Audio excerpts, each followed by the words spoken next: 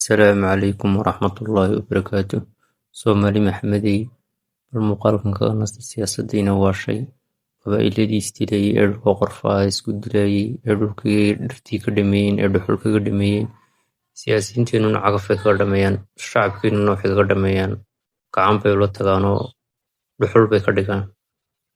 Marka maalmahan waa la socotaa in xasan sheekh dhulkii, geedihii, dadkii wixii buu cagaf geliyey.